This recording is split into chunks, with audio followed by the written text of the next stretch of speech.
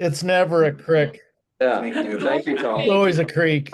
Sorry, that doesn't mean it. We probably just completely derailed this meeting. Crick is something in your neck.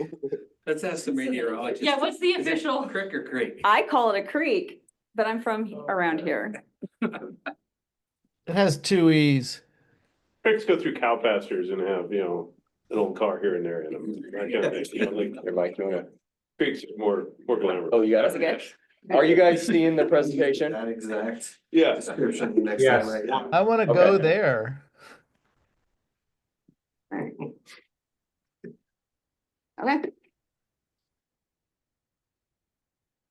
Animals. Mouse is very, It's very touchy. it is very touchy. Uh-huh. Touchy mouth. Okay. All right, so we count the water year as October 1st through September 30th of the next year. And so we're just gonna look quickly as what has happened so far this water year. So if you look at parts of Whitman, Lake Tahoe, Benewah counties, you see that most of the area is at or above average temperatures. It's just kind of like the southwestern portion and the northern of Whitman and the northern portion of Garfield is at or below average temperatures. Now, when you look at the water, so the image on the right is the departure from normal. So unfortunately, it groups it in 0 to 5 inches, but you can see that in Washington, they are looking at or above average. But once you move into Idaho, it's at or below average for precipitation. And just compared to how that is percent wise, the bottom left image is the percent of normal, and you can see that Whitman County is generally like 100 to 110% of normal, whereas when you get into Latah County, it goes down to like 90 or even 70% as you head towards Shoshone County into the mountains. So looking at current sites, so we have cooperative observers who are volunteers who submit data to us every day, and this is Rosalia. And as of yesterday, they've had almost 10 inches of rain this water year, and that is actually a surplus of 1300ths. So right around average. But their snowfall, if you look, they have only had 15 inches and they should have had 23.5. So they are missing 8.5 inches of what they would normally see. As you go to Potlatch, again, it's right around average, just 1600ths over what they should be this time of year. So looking good. But their snowfall is 7 inches below what it should be. Even after they had, I mean, last week it was worse when I was at Latah County. It was before they had the weekend snow. So the weekend snow definitely helped, but that's gonna melt. It's gonna melt soon. As we head down to Moscow, you can see that not as good. You're about an inch behind what you should be for this time of the year. And the black dots are missing data, but I don't think there's really been much, if any, precipitation the last 2 days. And the snowfall is the same, about 10 inches, almost 11 inches below what you would see this time of year in this area.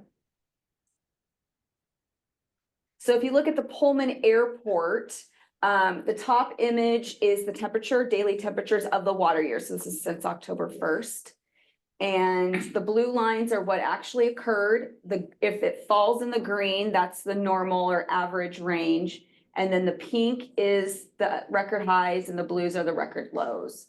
So you can see that since October, generally the temperatures have been near average, maybe a little bit above, but then since mid-January through now, that we finally become more cold with our temperatures. And then the precipitation, you can see that they've got about an inch and a half. They're an inch and a half above where they should be this time of year for their precipitation. I pulled up Lewiston too. It's much of the same. They're above by about 3/4 of an inch of rain. And they are 2.5 inches above for snow, mainly from the weekend. Snow kind of helped them continue that trend. So looking at the snow water equivalents, the water content that is in the snow, you'll see that generally across the areas that melt off towards the Palouse, those mountain ranges and basins are generally about 80 to 90% of where they should be this time of the year. And you can see as you head south, especially into Idaho, you can see the higher percentages of water content in the snow. So you can kind of see where the weather track has kind of been this winter. It's been more down there instead of up here. So this is looking at the water content. It's like satellite imagery and taking raws and weight. I don't even understand. I don't even understand what it is, but you can zoom in, zoom in, zoom in, zoom in on this map. So this is just showing another way of seeing the water content on the ground. And you can see all the snow that's on the ground as you come down 195 to Colfax and Pullman and south. And it's saying about 1 to 2 inches on the Washington side of the Palouse. And then as you head into the Idaho side, about 2 to 4 inches. And if you, well, that's okay. If you zoom in, I don't want to push that because it's going to make it go forward, but that's okay. If you zoom in on Moscow Mountain, it was saying about 4 to 8 inches, but when I zoomed in, there's 1 pixel that has like 10 to 12 inches maybe Of snow water equivalent. of water in the snow. Yeah. Yes, yep. So now looking at the rivers, we'll go to Potlatch or the Palouse River in Potlatch. And you'll see it's starting out pretty low. The blue line is where it's currently at or where it was at last night when I pulled it. The green is the forecast and then the red line is the trend thereafter. And you can see it's gonna increase with the warmer temperatures we've had today, the sunshine, lots of melting, things flowing into the river. And then with the weekend precipitation that we're expecting, then there'll be a rise in the river. But right now you can see it only is expected to go to about 11 feet and action stage for that river is 14.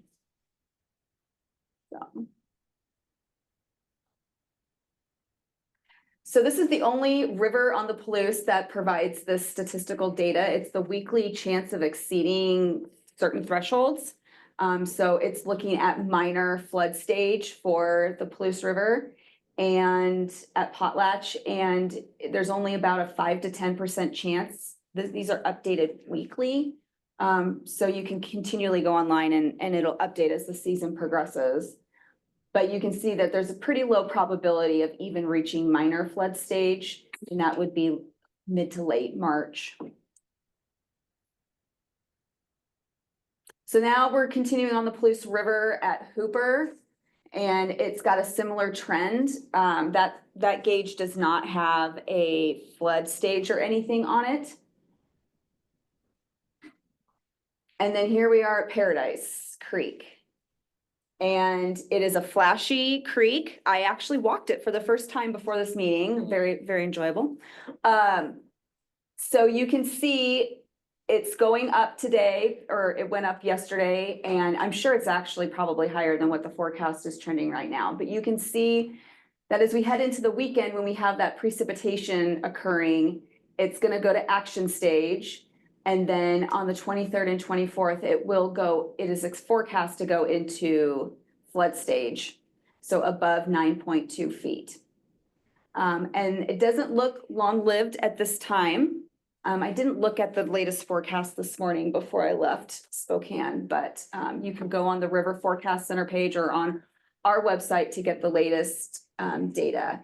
So this is one of the primary examples of why Paradise Creek, a weather scenario where Paradise Creek would flood. So it's warming temperatures, low temperatures above freezing, and it's gonna rain. It's like a snow eater. It's gonna eat what snow is on the ground, and all that's gonna melt into the creek and then cause the creek to rise and meet flood stage. And then the South Fork of the Palouse, again, similar trends as the previous ones with the rise with the rain this weekend, but not expected to reach action stage, which is 5.5 feet, and the actual flood stage for the Palouse there, the South Fork of the Palouse is 7 feet, so it'd have to go another 1.5 feet above that to flood. So looking at our drought update, and I'm sorry, my PowerPoint didn't transition well from Google Slides, but earlier this summer, I looked at late summer and early fall, and a lot of the region was under moderate to severe drought. The more moderate was the Washington side, and the severe was more the Idaho side. And you can see there has been vast improvement with Whitman County completely out of it, and generally along the Highway 95 corridor is done. But the eastern portion of like Latah and Benoit County, and as you head south as well, still is abnormally dry. But they are saying that there should be an improvement in the drought outlook as we continue through the spring months. And I'll show you why in a second. Here's La Nina. It has developed, it's very weak. It has been very late to develop, and so it hasn't really showed itself as a typical La Nina that we would see, because typically with La Nina, we see over 100% of normal of snow across the region, even higher, sometimes 130, 140% of normal snowfall, and that is not the case this year. And I think that has to do with the fact that it was so late to develop. It didn't develop until the middle to end of December, I don't think. So, but you can see the forecast is it's short-lived, and as we head into spring, there's better chances of us going back into just a neutral phase. And as we head into fall, the last line bar graph areas is September, October, November. And there's no solid way, one way or the other, of kind of how it's favoring. It's generally a 20 to 40% chance of almost anything occurring. So in the coming months, this will likely increase confidence, and then they'll start trending one way or the other for the fall into next winter.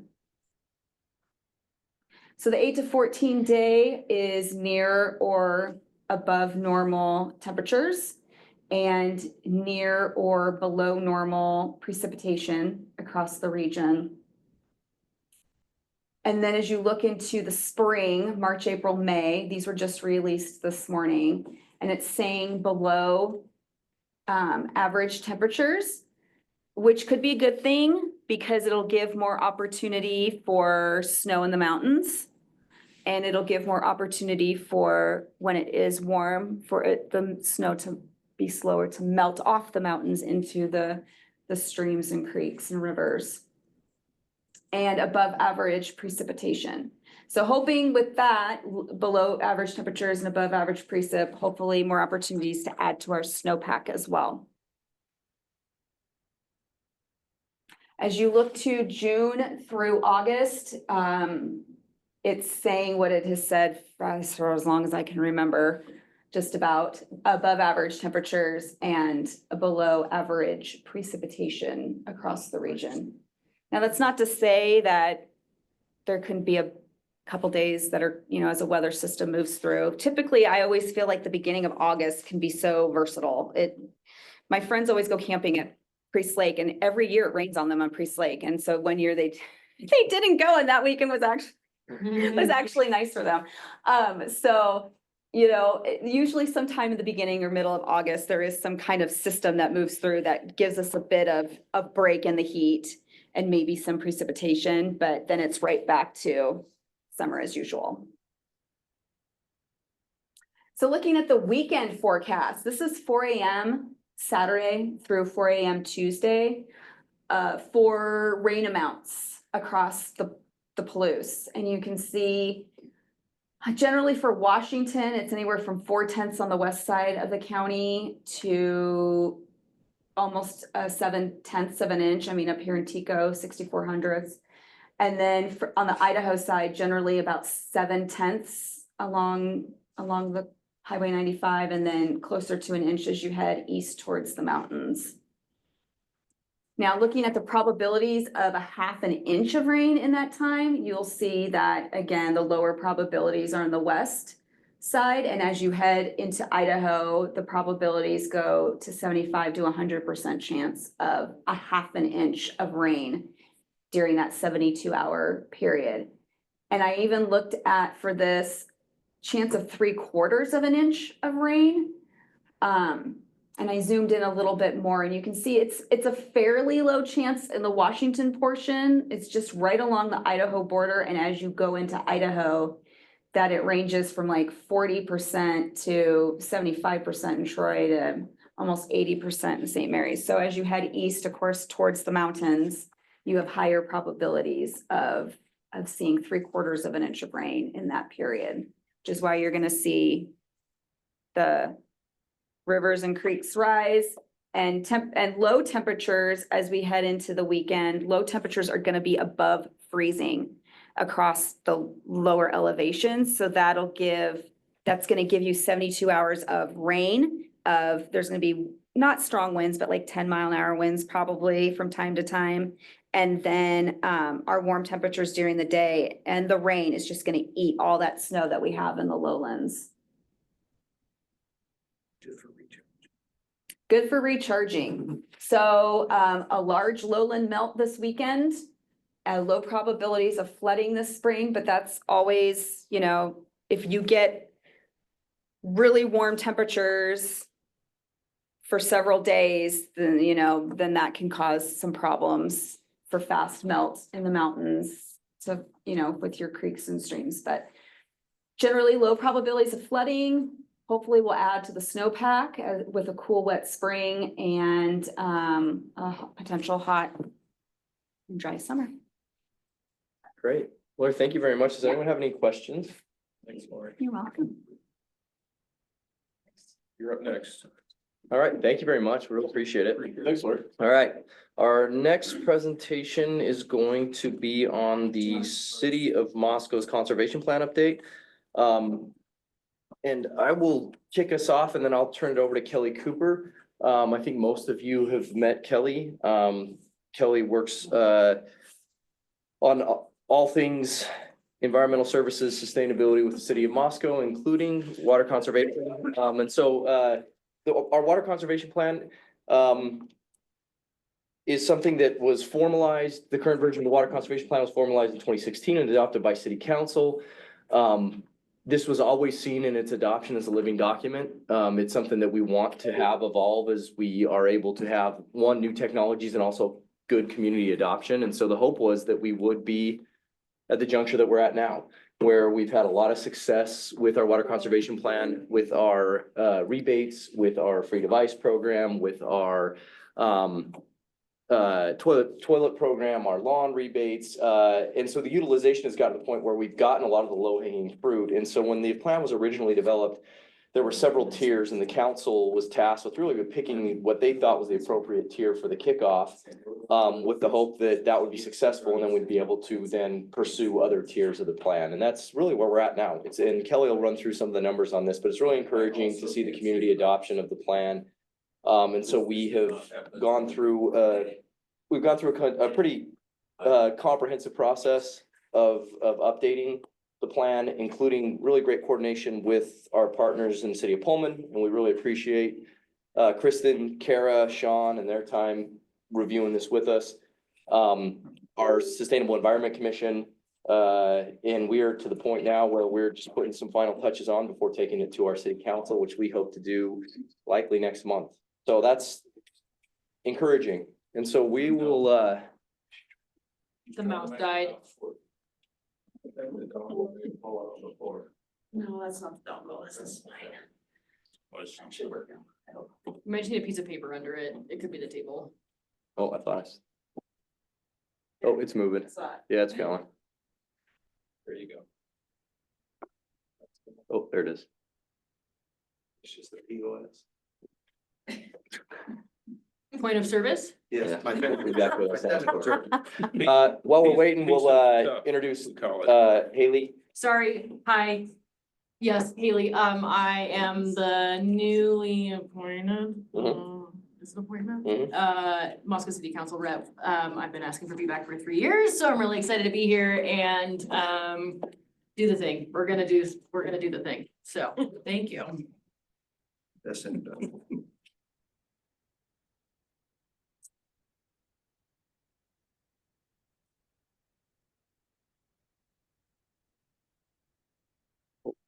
I saw you. There you are. It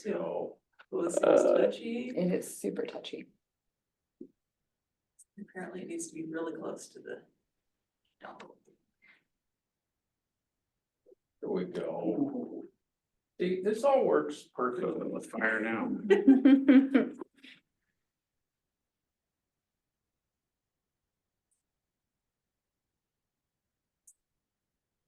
You can go down to the bottom, Kelly, the bottom right, you can start it. Over there by the plus minus, just by the minus sign. Oh, Yeah, that's what you know which one you're looking for. Yeah, but where's the cursor? Yeah, that's what I'm trying, I can't see the. cursor. there it is. All right, which one? are we going There you go, for? that one. Okay, Okay, all right, I'll stand up here, so I can leave the mouse where it is. Mickey, you're watching all this, right? Okay. All right, so Tyler gave me a quick introduction, so we'll just get right into it, so. Maybe, I have to use. There we go. It goes. all right. So, like Tyler said, we're really trying to build on our success. We've had great success with our water conservation programs. We've got this great 15% drop in monthly pumping since we first really started reporting in 2000. This is over 4-year periods, just to kind of average out some of those things for irrigation season and weather. So we really wanted to build on that. So this is kind of where we started. So first, we have a devices program. It's our oldest program, but we really noticed that it was really focused on indoor use, and we know outdoors where it's at. So the first thing we did is we looked at what kind of devices could we add to that program to really encourage water conservation outdoors. So we're looking at officially adding drip tree stakes, which are to help get that water deeper into the soil for things like our trees and our shrubs, and also adding moisture meters so that people can even know if they need to water to begin with. All right, next we looked at our toilet rebates. This has been our most successful program so far. It saves about a little over 6 million gallons a year to date with the exchanges that we've made thus far. We really want to make sure we're keeping that competitive and keeping it up to date. So one of the first things we did is looked at increasing our amounts. We all know inflation has been bad. And so in order to kind of keep competitive with that, we upped the rates just a little bit. And we also added another level to go to the highest efficiency. So technology has changed, the market's changed enough that we could incentivize going even lower than the 1.28s we currently incentivize. And the biggest part here, we are eliminating one rebate level, really to get away from what is considered code in Idaho is 1.6 gallon per flush. So we really don't want to encourage going to code, we want to go beyond code. This new construction recommendations. So we have a new construction and toilet rebate currently. It's $50 for installing something that's 1.28 gallons per flush or less. But we really want to, again, incentivize going beyond that. So, and that's where the market is. So really new construction is already installing 1.28s. So that's where the market is. So we are changing this rebate specifically to go less to the 1 gallons per flush. But we also have devices that our new construction folks could take advantage of. And we haven't had a whole lot of success in marketing that to the builders. And so this information will now be included in outreach materials to builders as part of the permitting and building review process. You can ignore all those numbers if you want. But really, our Wisekeep rebate program has seen success, but it's more on a level of people find out about it and then they're like, oh, well, I might as well get this benefit. That's not why they're doing it to begin with. It's not an incentive. And so we really took a hard look at this program. We used data from past years, which is what this table is showing you, to really look at what that might look like continuing forward to stay within our current budget restrictions. And so what we kind of landed on is to do 75 cents per square foot over 300. So we'll keep that minimum 300 square feet. We'll pay that out at the current rate, which is $150 for 300 square feet. And then beyond 300 square feet, we'll pay out 75 cents per square foot. And we'll do a bonus of 50 cents per square foot for parking strips. So that little strip of grass or greenery between the sidewalk and the street, which are really the most Least water efficient water, wasters. yeah. Least efficient water. Those are hard to water efficiently without spraying outside of that area. So this is kind of where we landed, and then we'll also have with this, because this is a drastic increase in how much any one person can get, because it incentivizes to do their whole yard, really. We're gonna cap this on an annual basis for $2,500 square feet, $2,500 for a single family residence and $5,000 for commercial.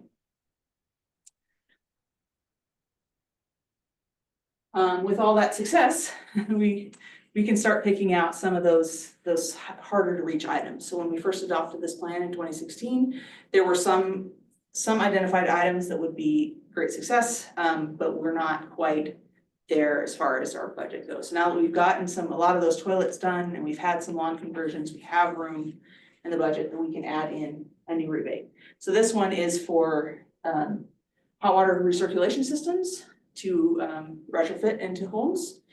These are $150 to $200 online. We'll give everybody a $50 per unit exchange. And this is something like, after 10 years, about 5 million gallons in savings a year at full implementation. With that, we also looked at commercial rebates. So all of our rebates thus far that I've talked about, even the new ones, are what's called prescriptive rebates. So they pick a specific device and they rebate that specific device. The problem with that is, on commercial side, is that every commercial entity is different and they use water differently. So and we're a small enough market, we can't really give a prescriptive rebate for commercial entities that would make sense. And so what we're planning to do is develop a program where we incentivize the actual water savings instead of the actual device. So if Schweitzer comes to us and like, hey, we got this great new machine that we're gonna switch out in our assembly line that would save us X amount of water, then we can incentivize that X amount of water savings. Same thing goes for a hotel that might be switching out their washing machines or anything like that, or even a dentist that's switching out some of their water using equipment.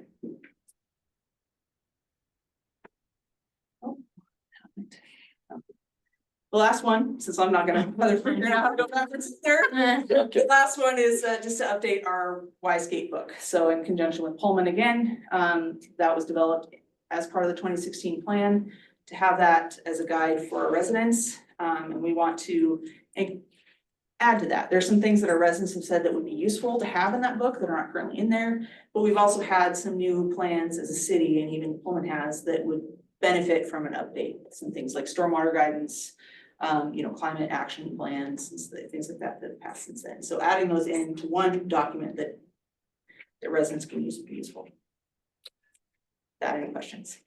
Yeah, so we're excited about the update. We are thinking that it'll target some areas where we've wanted to incentivize this more. We really wanted to focus on really targeting outdoor irrigation. It's just such a huge component of water use, and so that was the one piece that we really wanted to get at. And as Kelly mentioned, our incentive to this point wasn't incentivizing. It was just people who came in, got their Y-Scape guidebook, they were gonna do it anyway, and they're like, oh, I can get $300 for doing what I was already gonna do. And so we're really hopeful that this will be enough that people will really take a hard look and get after it and do some conservation.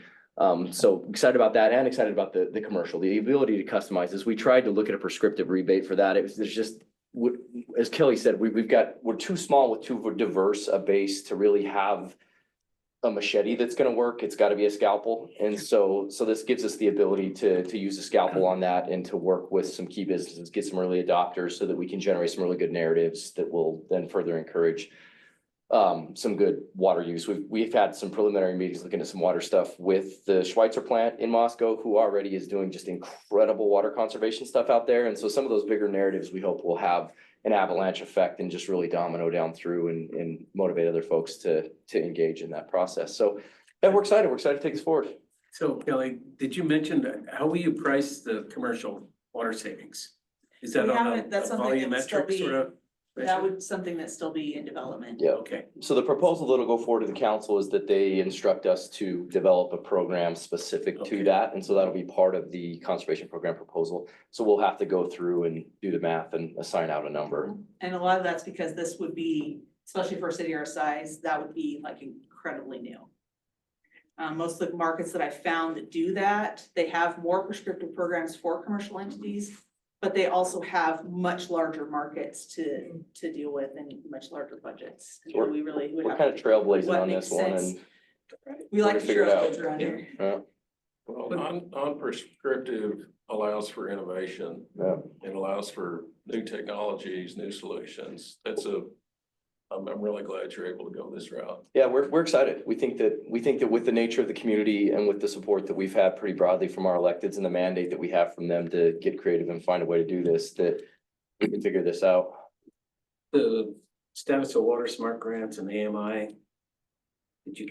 Did you guys get funding? We applied for funding. We didn't get funding in the last round. We can reapply. We're pursuing it anyway. We've moved forward. We've already got a Okay. contract. We're already Okay. implementing. City Hall has an AMI meter currently. We're 7, right? 7 years. Within 7 years, we'll have completed our change out. So we're in year 1 right now, which includes just the installation of the reading devices and then the installation of the first several hundred. And then we'll start the process over the course of the next 7 years, changing out the 7th of the system. I'm excited for that too. That's Although it's gonna not be really included in the plan. A lot of good data. Yeah, a lot of good data. Yeah. You guys should see if, I'm thinking as far as the existing, let me back up. What is it, remind me what you said the timeline is for when the revision to the plan, the update to the plan would be ready?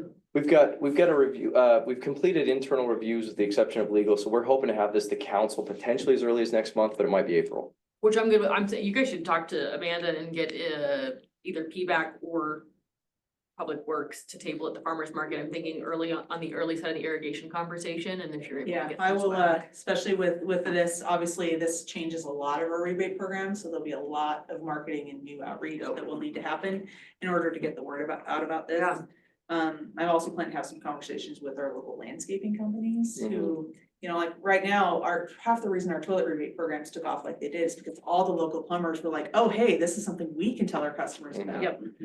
And so they're practically handing the people, they're like, oh, we're changing your toilet here, fill this out and get it back to the city and they'll get your rebate. And so I would like to see something like that happen in Yeah. our landscape companies too. And PBAC will be at the farmer's market some, Good. and then, Aaron and Kelly are already talking about co-working things, so. Excellent. Any other questions for Kelly? For the budget, I'm wondering if you, like, the city has given you kind of the same budget, or if you've increased your budget, you know, how kind of this fits in with that? Our goal with the program was to do it within the existing allocation. Because we had underutilized conservation funds, you know, especially after, we had some years where we were real close. We had a lot of success with some targeted outreach on toilet replacement for commercial, for example. So we had a huge spike in commercial toilet change out. But we wanted to craft this program based on the current budget. And then as we get into the development of the commercial program and see the success of the lawn rebates, then we can see what happens with that. I could see a point at which if it's a very successful program and we're having a lot of participation, diverse participation in, for example, the lawn rebate, that we could approach the council in a subsequent budget year and say, hey, we're proposing an increase in this based on the success of the program. That's neat, but it's, you know, within the existing budget. Yeah, that was the goal when I set out, is I really tried to tailor everything so it's fit within the current budget. Tell me one quick question. At what point do you start worrying about your wastewater system flow? These toilets keep getting less volume. Our wastewater Is it- system flow, we're already pretty, we have to function differently than a lot of wastewater facilities, and this will resonate with our Pullman friends in that most wastewater facilities have a relatively consistent flow throughout the year. You're gonna have some seasonal fluctuations, but by and large, you know, the summer use water isn't typically going down the drain. Right. It's outdoor use. And so they see a fairly consistent flow. Because we're university towns that have a small population, a large student population and a small relative population, we already see pretty big fluctuations. And so our plant knows how to operate at 1 million gallons a day up to 10 million gallons a day. Our staff, it's one of the reasons we have to keep good experienced staff, because that's not easy, especially in a BNR plant, a biological nutrient removal plant, because you're reliant on the bugs that do the work being happy. And that requires a very specific environment. But our staff is well-trained and we have good SOPs for making that adjustment. So we can handle the flows. I mean, the real interesting thing is when you look at revenues, because we're making money producing and selling water. That's what supports the utility. And so the revenue decrease while you have still the fixed cost is really where you have to start balancing out and start looking at that.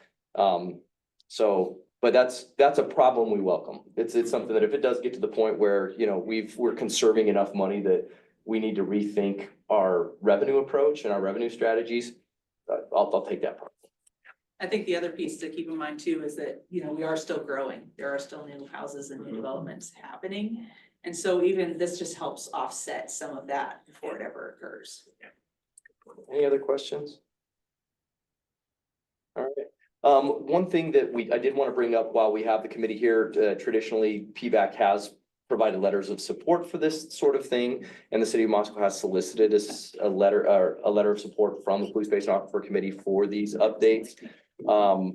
So that's something that just wanted to kind of, it's nothing that requires a formal vote, but just kind of get people's nods as far as comfort with us having Mike generate a letter on behalf of PBAC in support of Saying this is the a good process. thing for the aquifer? What? Mike, do you think you could do that? Well, it's factual. Any, Factual things. As compared to some of the other things, yeah. does anyone have any concerns Factual. with a letter from PBAC? Do we ask you to do anything that's not factual? Wait, that's a loaded question. I Maybe don't we have could that start. answer. I don't know. That's I'll give it some thought. I'll give it some thought. Using this mouse is kind of Agreed. hypothetical sometimes. Okay. Yeah, Hey, look.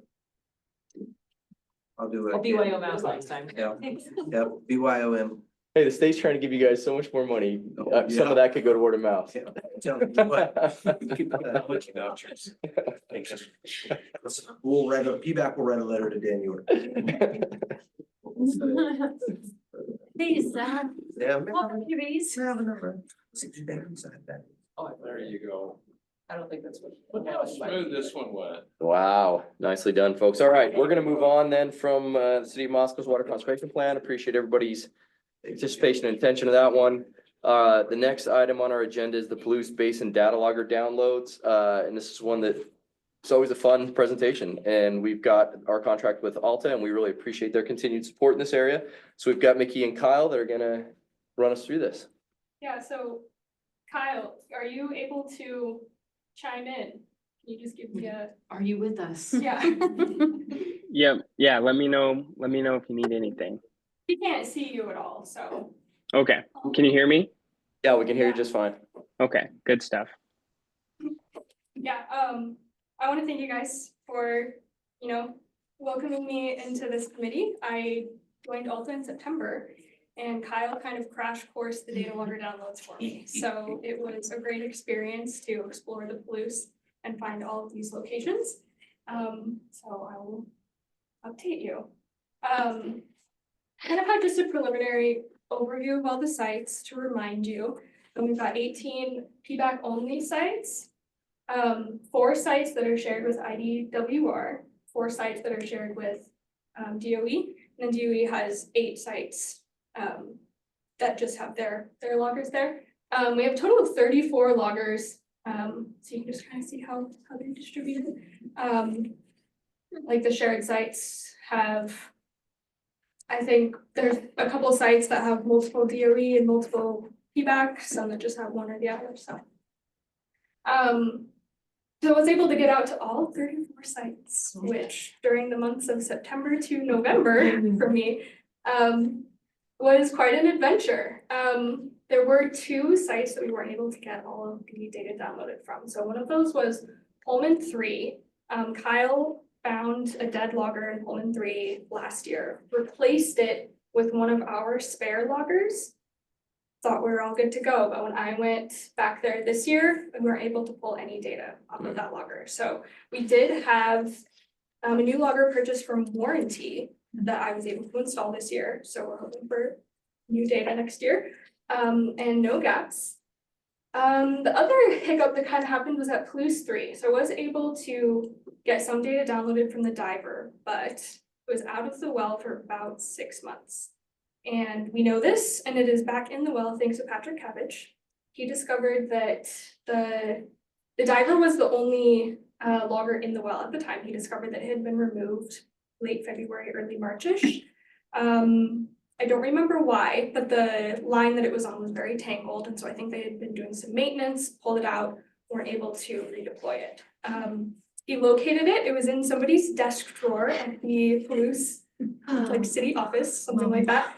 And so he deployed it for us in that one. So that was redeployed in September, but he went out in August and installed a new logger himself. So we have a new logger with DOE. So I also wasn't able to get that one downloaded, though. I don't know if we need a new program or an updated version of the program.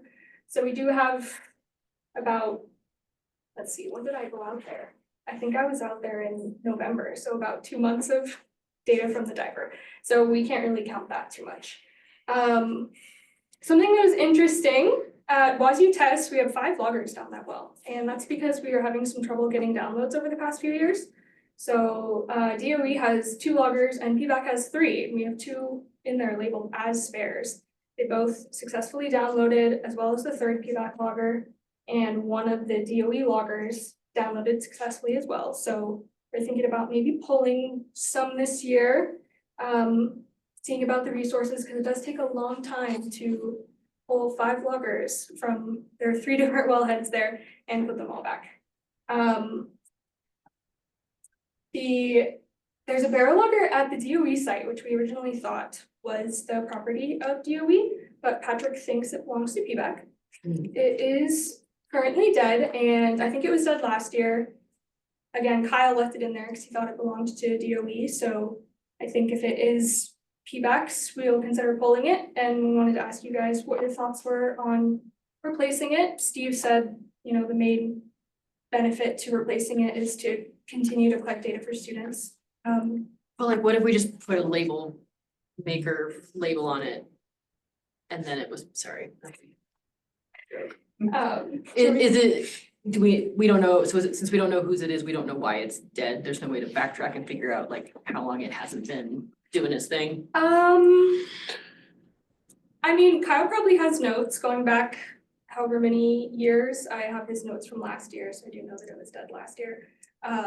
They aren't able to be recharged, so once they reach their lifetime, which is a very long time, then they usually just get replaced. The main problem with them dying is that we can't get data off of them as easily, so. I feel like we could make a really important PR splash, unintended, with this and have a funeral for one.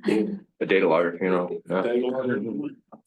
I'm inspired by Tyler's. It would be who obscured their water meter best, the really long. It would be an underwhelming thing, but So what's the expected life for your typical data logger? 6 years. We look to replace them after about 10. Yeah. And I'm going to be keeping track of the batteries. One thing that's been noted in the past is that they will stay at 100%. And then once they drop below that, they're on death's door, which is really funny, I think. Some of the newer ones, I think I was looking at some, I actually have this on the next slide, so. I was pop it up gonna there. suggest that we budget in, you know, We do. replacement Yeah. of, We do. We do. okay. Yeah. The, So we're going around taking the oldest ones out of service Mhm. as we go. It's planned. Yeah. Yeah. yeah, so, 3 years. we are planning to do that this year. We're gonna replace the Appaloosa and the Moscow Cemetery loggers because they were purchased 10 years ago. Their battery life still looks great, but it's a good precaution to make sure that we don't lose any data. Question, Yes. when you say Appaloosa, you mean the Appaloosa Wars Museum? Yes. Okay, they are gonna sell, so I don't know, we'll wanna keep an eye on whoever ends up buying it, so they're not surprised, and I'm picturing that scene in Singing in the Rain where the guy trips on the wire and he goes, "What's this?" And he pulls it and she falls off the bench because it's the night cord. We will Anyway. need to keep track. I think that's one of the ones that doesn't have a lock on it too. I can't log into Yeah, this. no, it does not lock. I So did have it's- my notes to contact somebody, It's but. just there. You could walk up and get into it right now. Mhm. There's no Because lock. it's technically in a city property, right? It's I'm just thinking as far as if someone comes by and does an eval and they do end up selling, not catching them unawares of, it's not the Russians. You It's don't not know the who the next owner is Iranians. gonna be. No, we don't. No, Maybe yeah. we'll put a little sign on it. Please. It's a pretty heavy duty wellhead. It takes some effort to get into. So, You'd have to want to. yeah. It's the only added value I can offer here in commentary, so. Well, that's great because I wasn't able to get a hold of anybody this year. We have it in our notes to give them a heads up, let them know when we're gonna be there, and I don't know if they don't care, if they just missed it, but yeah, if somebody new is coming in, it'd be great to get off, It'll be somebody different next year. yeah, We'll have on to the right follow up. foot, introduce ourselves. Let you know that's when what I'm we're here. doing. Yeah. So yeah, I was talking about the, oh yeah, chime in. Yeah, this is Kyle. Appaloosa, they're a regulated water system. And so they do have contact information. So if you need that, you can always contact the Lewiston Regional Office, DEQ, to get that. So. Okay, that's thank fine. you. Yep. Yeah, I'll just backtrack to the battery life real quick. We do have some loggers, go back to about 2020, that are kind of slowly chipping down at their battery life. So like I said, I was gonna keep an eye on those. I think that they might let us know when they're gonna die a little bit sooner, potentially. And yeah, and then I just mentioned pulling dead or spare loggers to save a little bit of time out in the field. We unfortunately do not have the full set of slides that I prepared. So Kyle is gonna give you guys a brief rundown on the budget. I can tell you that with the 2 new loggers that we anticipate buying, our budget should be about the same. Kyle should have some better numbers for you, Kyle. Yeah, honestly, Mickey, that was great. I think I just have, very few comments. So as far as the budget, like Mickey mentioned, we do have 2 replacements we're looking at next year. We will be able to, cut the labor down quite a bit, being that Mickey's, up to speed on the project. And we won't have that learning curve this next year. So it'll be pretty much a straight trade, labor, time and labor to equipment purchase for those 2 new data loggers.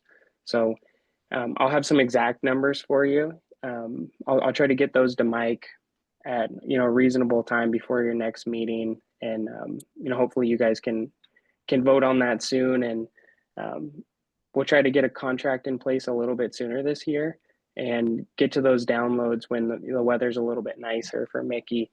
So it's not late fall when she's downloading those next year. But yeah, I think just a quick couple other comments. So Mickey mentioned one of the bear loggers reached the end of its life. So that one is it's about halfway in between Moscow and Pullman. And like she mentioned, it's kind of funny. That was one that I always thought was, one of DOE's bear loggers. And, talking to Patrick, it sounds like that it might actually be it might have been one of PBAC's bear loggers. But I talked with Steve a little bit about it, and we're kind of debating the concept of getting a barrel logger to replace it, or just kind of moving the barrel loggers we have strategically to make sure that we do have those barrel loggers positioned across the Moscow Pullman area, so that data can be compensated for the atmospheric pressure changes accurately. And that's not something that it would impact PBAC's long-term monitoring, but in the instance that like a grad student or a researcher was looking to do something that required that compensation, or like updating the updating mod flow models, things like that, that are a little more precise in something where you'd want that extra precision of tuning out the atmospheric pressure changes. We will have that data available for them to, to complete that work. So I think at this time we'll recommend not replacing that barrel logger, and we'll just get that removed and kind of, like I was saying, reposition our barrel loggers strategically throughout the basin to make sure we can compensate data appropriately and get representative data. So I think besides that, yeah, Mickey nailed it. That's pretty much it for this year. So I'll have some numbers for you guys here soon, and some and we could take a vote on it. Right? Hey, question. Mickey, Kyle, the data logger you put out at the Viola well, is that now part of the PBAC system, or is that an IDWR? Because remind me. Yeah, good question, Paul. So I caught up with Daniel a few weeks ago, and he provided data for a well in Deary, a well in Potlatch, the Viola well, and then he gave me an update on what's going on over in Genesee. The logger I installed unfortunately got tangled up in the Viola well. That was definitely a bummer. So Daniel went ahead and installed what's called a direct read cable out there. So instead of it being suspended on a line and each time you access the well having to pull it up, download it, and then resuspend it, he installed a logger where you can, it's got a cable, an electrical cable that runs all the way down to it. So you can download it without removing it from the well. So Daniel will be, IDWR will be downloading the Viola logger moving forward, and he's gracious enough to share that data with us along with data for those other few sites that I mentioned. So yeah, very, very awesome to have that collaboration. And so that data has been shared with Steve, and we'll keep that data as well, with our data repository. So Thanks, Kyle. I know we likely have connectivity in Viola with Palouse, with likely right here. So, but no, that's good. Yeah, they provided data this past year to us. I think it was like October through April. And we just had nice steady state on it. So really nice. So, yeah, Ricky, question, how good to often see. are we logging what the loggers are logging? Is this like daily, hourly? Continuous. It's we pull them manually and download the data, but it's a continuous log. It's not a blip, it's So It's cool. hourly. It is hourly. Yeah, it's hourly that it's just taking a reading. continuous Yeah. other than minute. It's by right minute. here. Continuous. Second. I love it. Does anybody have any questions for Mickey or Kyle? I just want to say that this is a really important data set. It's long-term. Alta picked it up a few years ago. I think Kyle started in grad school, right? Yeah. And now he's, right, 2019. so now he's a dadgum professional geologist. Wow, he's kind out. of a hot shot. So he's a hot shot, and he We're so has far below you. conducted a successful handoff so that we can continue the data quality. And at the same time, being very cognizant of cost to PBAC. Yeah. And I really appreciate that. So I just want to say that in front of everybody. I've been able to track Kyle's ascension in credibility and importance by the length of his hair. And pretty soon, Kyle, so what's coming, buddy? And we expect the same from Mickey, by the way. Yeah. We expect hotshot status in short order. We've got a question from Mark. Just before we move on, I mean, we've got data loggers that are running out of battery power at this point. Are we on a curve where we have enough budget if we have some unexpected failures? I don't know what our budget level is for replacing the data loggers. There's always a contingency in the contract. Okay, I just want to make sure, because The contract has an estimate, and then it has, but if we need it. Well, I just know that through the COVID years, some of the manufacturing and putting together equipment was a little faulty, and we've had stuff fail within a couple of years on a few things. If something happens and we need to amend the contract and, Or approve a you know, change or something. Yeah, Okay. and I think we're this gonna is, keep the data quality if I can possibly do that. Well, And that's what I'm getting at. yeah, by comparison, this is critical enough that with the cost implications of a data logger, that's something that we'll gladly amend a contract to Yeah. maintain a consistent data Just set. as long as we're on top of it. But Yeah. we keep it, we keep the contract part straight. Yeah. But Any other questions? Okay, thanks. I was just gonna add to that, we do have a couple of spares in the ones you test well that I know are working as of November. And we have quite a collection of unique loggers that I can always check and see if they have a little light in them if we need something for the meantime. So- maybe we could do a PBAC holiday decoration with all loggers. Christmas tree Or a decoration. data logger Ornaments, yeah. painting contest. Yeah, like Haley's funeral for the dead ones, that'd be, yeah, PR man, Yeah. I'm telling you. I'll dig the grave. I love it, Haley. Seven data logger salute. I don't know what that looks like, but they. They are about the size of a 12 Can we- gauge shell. Can we bury this mouse while we're doing it? All right, thank you, Mickey. Really appreciate it. Kyle, thank you very much. Really appreciate your time. Thank you. All right, well, we'll look forward to seeing a new proposal, and that's been a very long and productive relationship that we've had, and we appreciate the work on that. All right, moving on to our subcommittee reports. I will kick things off with a report on our Clearwater request for qualifications. We have now conducted 2 interviews. The second interview was this week on Tuesday. And so we will be moving forward. We've got a meeting on Monday to discuss with that review committee and get recommendations from the committee. Ultimately, this will move on to Moscow City Council for approval of a contract. And so that's moving along. It's really encouraging. Really happy to see that moving forward. One other minor update for the group, we've got a meeting set up for March 4th. Mayor Betke, myself, Bill Belknap will be going down to Lewiston to meet with some IDQ folks and with Mayor Johnson in Lewiston to have a preliminary conversation with Mayor Johnson about the project, make sure that we're staying in good communication.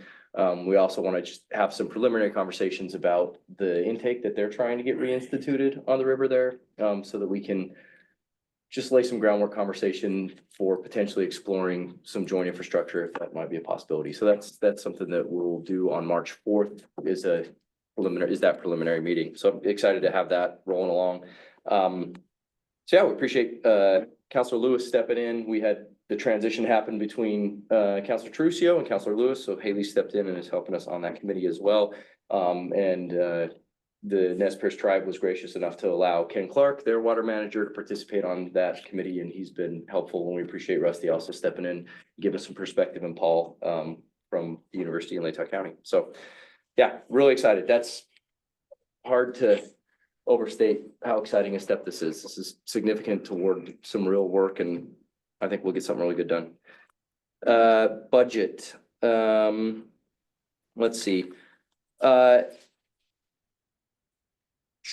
Mike, let's start with, I guess You want me the to? first one. Yeah, you want to start off with just the monthly financial update and then hit So on questions on that? I sent the financial monthly statement to the committee with the board packet, and there was a couple of questions came up from Sean that I got whenever I checked email this morning.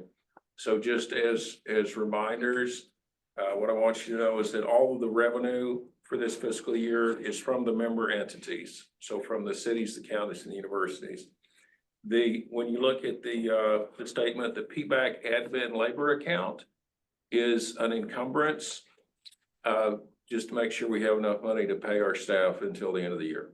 So we transfer money into that account and it sits there, and this is a UI thing, and if I say it wrong, Rusty. No, I please mean, help it's me. the 231,966 is basically the 4 entities which contribute 53,750 each, and then the 2 county entities, which contribute $8,463.83 each, and the 112 is pulled out of existing funds as an encumbrance, as you noted, is that it's taken out, like here at U of I, all of our salaries are automatically pulled. Mhm. in existing funds. That's a loaded.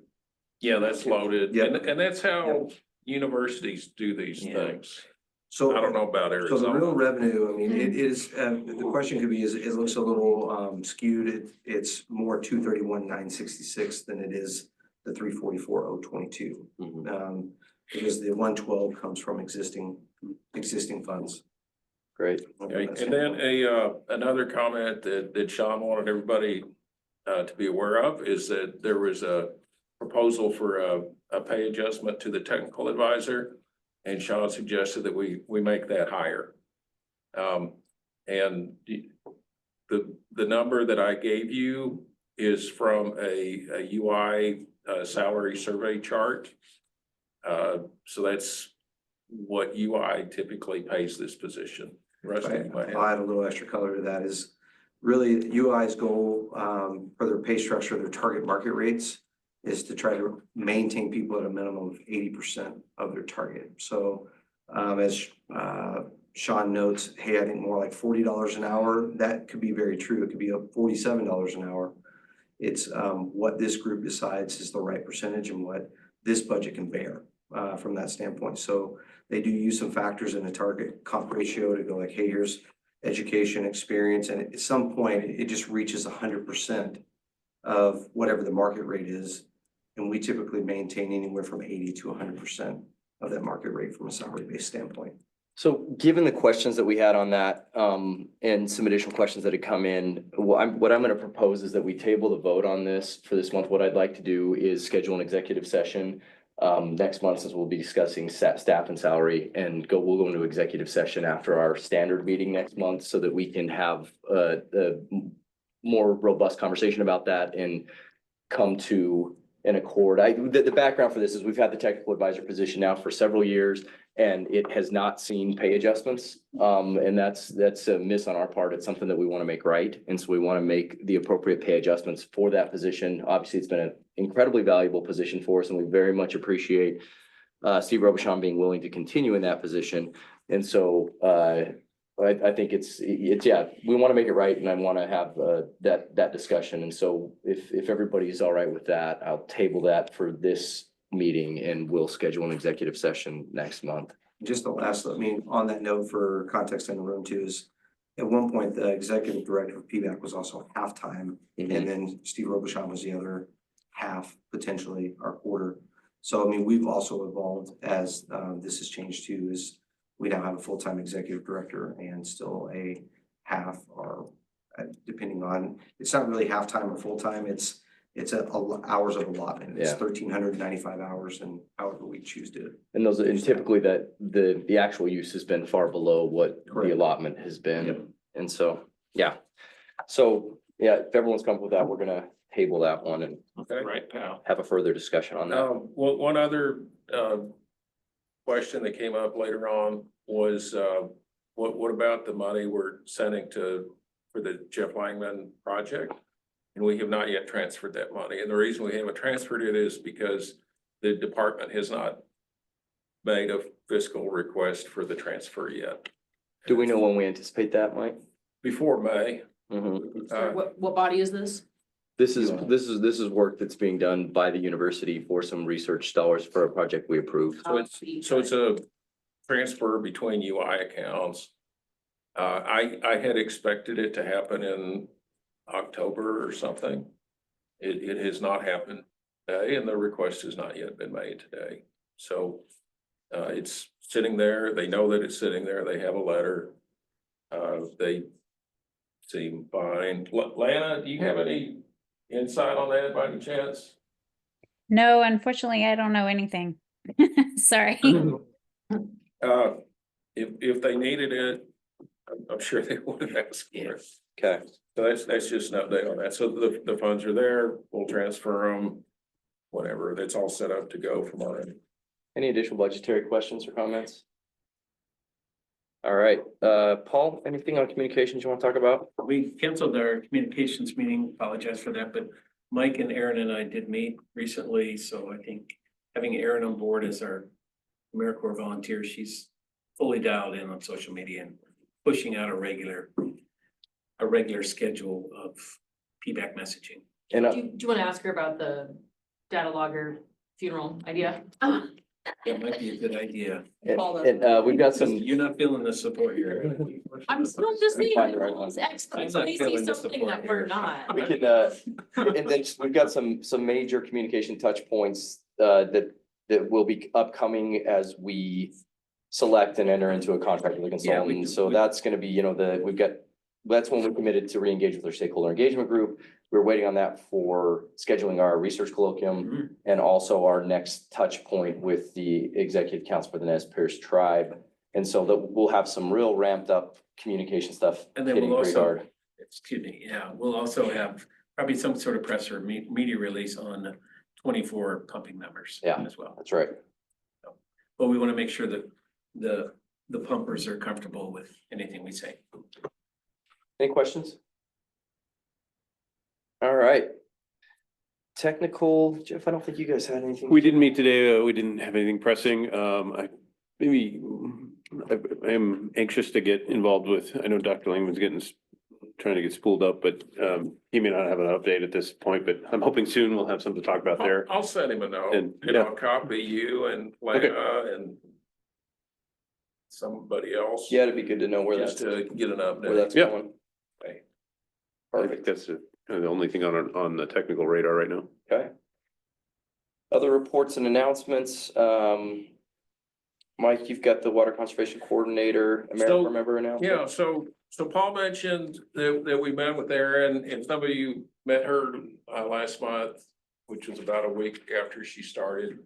She's at the Idaho AmeriCorps conference right now.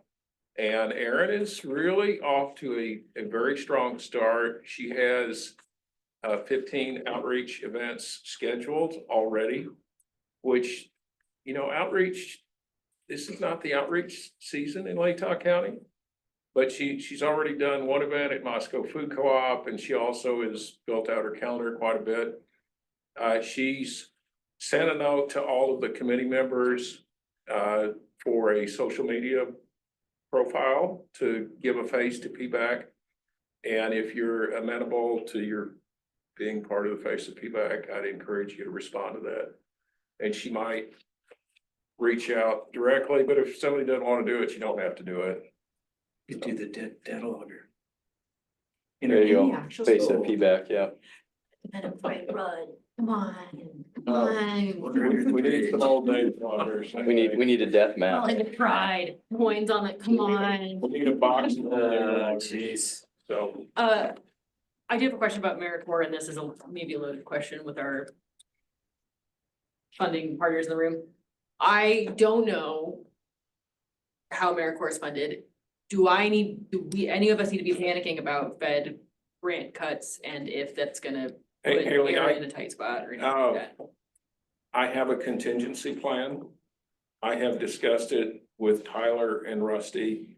And if anything, and I have not discussed this with Aaron, because I don't want to raise any alarm, but just because I'm that kind of guy. I love worst case scenario planning. It's my comfort The zone. contingency would be potentially creating a part-time University of Idaho limited duration position, which could be done in a few days. Okay, It would be as an employee of the University of Idaho is kind of a bridge. okay. We just want to ensure that we can meet our commitment to So her during that I period, love and then that. we can make a different. I don't decision have after a- that. Love that. I don't have a fleshed out plan. And my hope I've is, not made a- Stand up. and I'm gonna hope that people, It's gonna be in America. I'm guessing AmeriCorps is probably pretty low on the. Tom I might think- have more to say. I think Commissioner Lamar might have a little more insight. Tom? Yeah, thanks. Specifically to answer Haley's question, we've been all over that very same question. Wearing my PCEI hat right now on the grant that is funding that position. We've been assured that there aren't any problems with the existing contracts with the feds. So we should be okay. Thanks, Tom. Don't know what that's gonna look like in the future, but that's how it is right now. Great. But I did do it, thinking about it and Love talking it. to a couple of people, so. Love it. Anything else on that, Mike? That's it. Okay. Erin's doing well. You're gonna see her and, she's gonna do great things for water conservation in Latah County. I have a Latah County thing. With my commissioner hat, we continue to protest water rights that people are applying for through the Idaho Department of Water Resources that are in excess of a reasonable amount of water. We will continue to do that, and it's still frustrating that IDWR is encouraging people to file for permits for 0.04 cubic feet per second. We have been successful at negotiating people down to an even, well, a still large amount, 0.02 cubic feet per second, which is still 13,000 gallons of water per day for a household, but at least it's less than 26,000 gallons per day. So we would love it if IDWR would be more conservative with their water permits, but that's where we are, and we're going to continue to push for that. Tom, are you saying there's residential people who are dropping a well out in the county on their 5 acres and? There's a minimum amount that is the application amount that is granted based just on application. Okay. And so the county's contention is that minimum amount is too high and that there should be a more reasonable single family use amount that is applied to those applications. Thank you. Exactly. Yeah. And they could simply just apply for 0.02 cubic feet per second, which would be right at the cutoff, and not get into this whole protest situation with the city of or with Latah County. But that's where it is right now. Great. Thanks, I Commissioner wish Lamar. I wish the state would have a 500 gallons per day cutoff for residential, not 13,000 gallons per day. Can I chime in? Please, Michelle. So, one thing, the 0.04 CFS is limited to 13,000 gallons a day, not the 26,000 gallons a day. But like Tyler said, we're following our statute and rules. And if you want to take it up with your legislators, that would be the route to change statute and rule.